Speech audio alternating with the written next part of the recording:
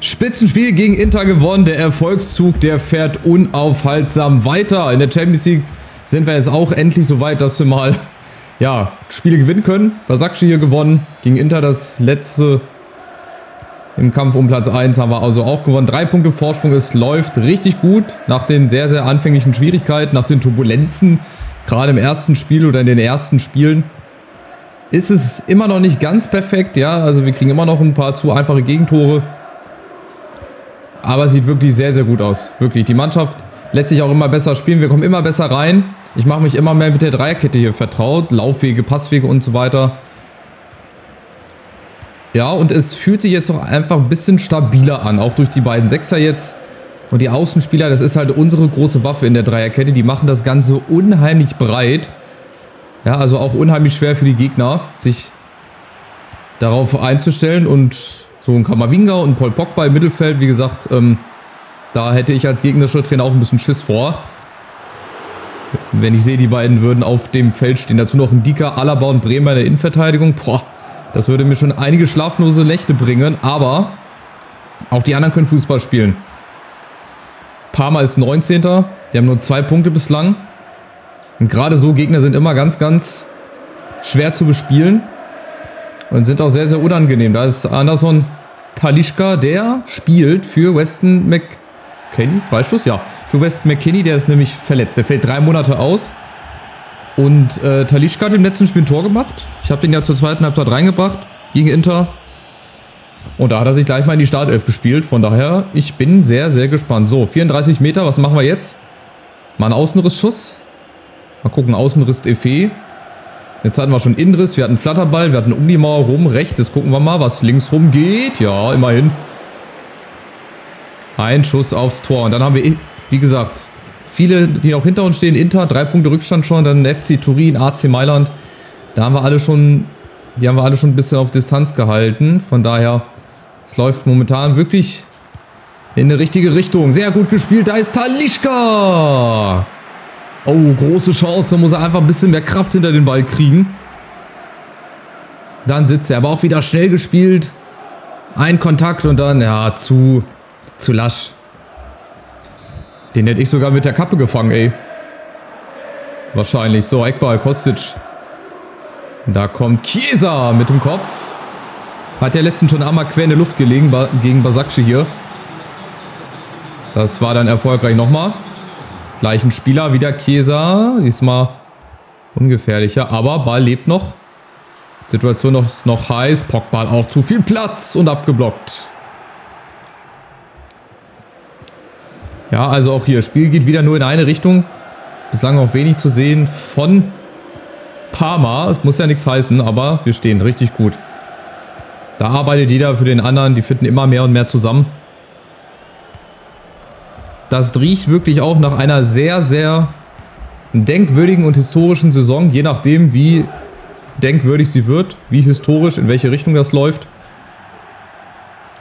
Ich hoffe natürlich in die richtige Richtung, aber dazu müssen wir auch solche Spiele gewinnen.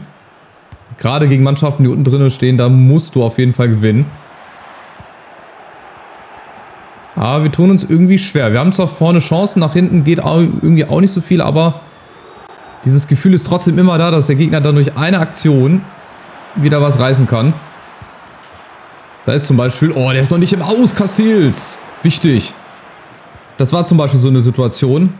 War eigentlich total ungefährlich und dann versucht er das auf Spitzenwinkel doch noch irgendwie zu regeln.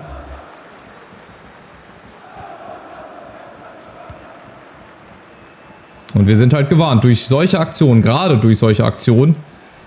Ja, Vlahovic läuft da mal ein, ja, und kriegt er den verlängert vielleicht. Oh, Chiesa ist so in der Mitte. Da ist er, aber kommt nicht ran. Alles viel zu spät, wenn er da einfach mal ein bisschen früher auch hochspringt, Vlahovic. Aber das ist so ein bisschen bei ihm drinne. Dann braucht er immer, dann dreht er sich ganz, ganz merkwürdig vom Ball weg. Also mit manchen Bewegungen bin ich nicht einverstanden, was der macht. Aber gut, aufgepasst. Parma kommt und wieder Paul Pogba. So, und wieder nächste Chance zum Kontern. Chiesa gegen Kobo. Da kommt er vorbei. Talisca. Braucht auch zu lange. Da war die Überlegung abzuschließen oder nochmal zu spielen. Und wir gewinnen ja wirklich jeden Ball. Gerade durch Pogba. Der das wirklich richtig gut macht bislang. Wieder Kostic, Flanken, die kann er. Und Vlahovic kann auch Kopfbälle. Aber er springt halt auch nicht hoch. Unwahrscheinlicherweise. Nächster Angriff. Oh, Pogba zulässig. Die Führung liegt wirklich in der Luft. Aber wenn wir das Tor halt nicht machen, dann halten wir den Gegner immer wieder am Leben. Wie so häufig. Das muss jetzt, irgendwann muss es mal fallen. Im besten Fall vor der Pause, spätestens nach der Pause muss auf jeden Fall mindestens mal ein Tor fallen. Sonst beißen wir uns am Ende wieder in den Arsch, dass wir dieses Spiel hier nicht gewinnen. Obwohl wir dann wieder wissen, woran es liegt.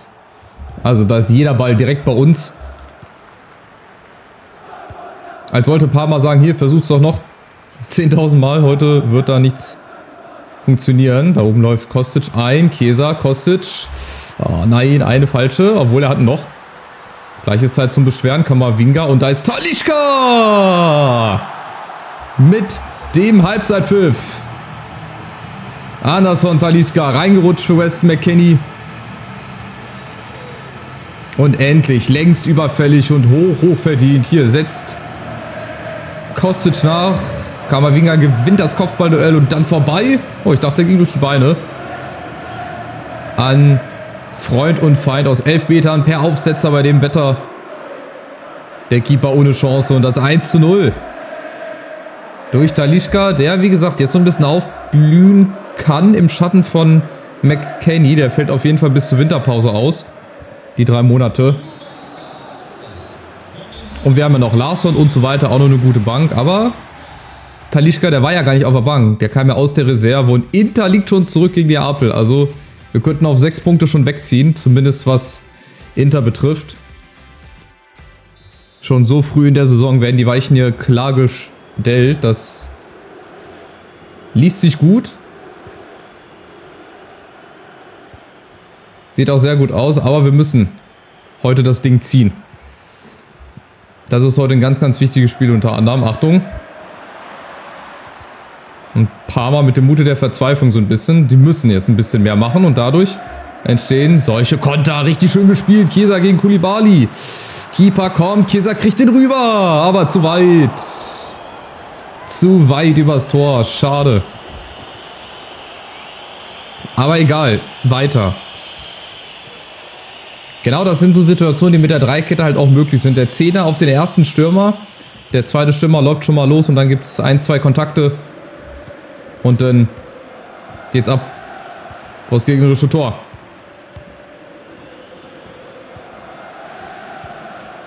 So, und der nächste Konter. Das sieht sehr, sehr zielstrebig aus. Wieder Talisca. Alleine gegen alle. Chiesa ist hinten, sieht dann. Ja, aber kommt nicht ran. Aber Talisca setzt nach. Kamavinga. Schade. Ja, bald sind wir im dreistelligen Bereich gefühlt, was hier die Schüsse betrifft. Aber wir haben die Schüsse, wir haben die Chancen und lieber so und dann halt mit Glück 1 oder 2 Tore schießen, als wenn du gar keine Chancen hast.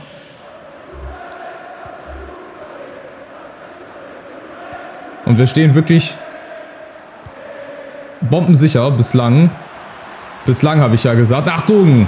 Parma kommt. Und Castells, ja, so ganz fehlerfrei sind wir dann auch nicht. Wir können auch nicht jede Mannschaft wegverteidigen. Komplett ohne einen eigenen Schuss zu kassieren. Achtung, Ecke kommt, Kostic. Talisca hinten, Seitfallzieher. Und Bremer kriegt er nicht, dann gibt es die nächste Ecke für Parma. Die starten jetzt so eine kleine Drangphase. Bernabé, Achtung, da kommt die Ecke. Da geht keiner mit hoch. Verwirrung im Strafraum, wo ist denn der Ball? Keiner weiß, wo der Ball ist. Aber er ist geblockt. Weil wir uns dazwischen hauen. Ganz, ganz stark. Und endlich geht der mal nicht rein, weil so Bälle gehen sonst immer mal rein. Aber Parma macht Druck. Das ist jetzt so eine gute Phase. Die müssen wir ganz schnell Keim ersticken, wie man so schön sagt. Chiesa auf Vlahovic. Schön. Und das ist die nächste Chance. Vlahovic. Bisschen zu weit rausgekommen. Der spielt heute ein bisschen unglücklich. Vlahovic. Bislang im Abschluss nicht so viel Glück gehabt und jetzt aufgepasst. Parma kommt. Über Junior, der ist Mihaila. Das kann nicht sein. Und der Ausgleich. Und wieder gucken wir uns fragend an und verstehen die Welt nicht mehr. Valentin Mihaila aus 16 Metern trocken abgeschlossen. Da war weit und breit leider kein Verteidiger. Da war, glaube ich, ein Dicker für zuständig. Der stand leider zu weit weg und Castells im Tor. Er kann halt auch nicht jeden halten. Und das ist halt wieder die alte Geschichte. Wenn du vorne die Chance nicht machst, dann kriegst du sie hinten rein. Und Mihaila, sein wievieltes Tor? Natürlich sein erstes Tor im 7. Spiel. Hat er sich natürlich gegen uns wieder aufgehoben. Es ist halt auch wieder so lächerlich. Und so typisch, naja. Aber wir sind selber schuld. Wir haben aber noch Zeit, noch über 20 Minuten. Zur Not ein Last-Minute-Ding, aber das wird natürlich jetzt noch schwerer. Wenn die sich jetzt hinten reinstellen eventuell, um das Remis hier zu verteidigen. Wir gucken mal. Kamavinga alleine gegen alle. Ja, der Powerschuss. Warum denn nicht? Wenn wir die Lücken haben und die lassen sich ganz schön tief hinten rein drängen. Auch in den 16er. Und jetzt die Ecke, mal gucken. Haben wir auch noch nicht geschafft. Ein Tor nach einer Ecke, Bremer. Kriegen sie bislang gut geklärt. Wieder Anderson. Talisca alleine. Kriegt er nochmal. Komm, der hat einen guten linken Fuß. Aber auch er macht halt nicht jeden Ball rein. Ich gucke mal, ob ich nochmal wechseln kann. 4-2-3-1 hat zum Beispiel in den letzten Spielen zum Schluss ganz gut geklappt. Das war eine gute Aufteilung. Das würde ich diesmal auch, glaube ich, wieder machen. Da muss ich nochmal gucken. Hier Gertruida. Obwohl, nee, wir brauchen was für vorne.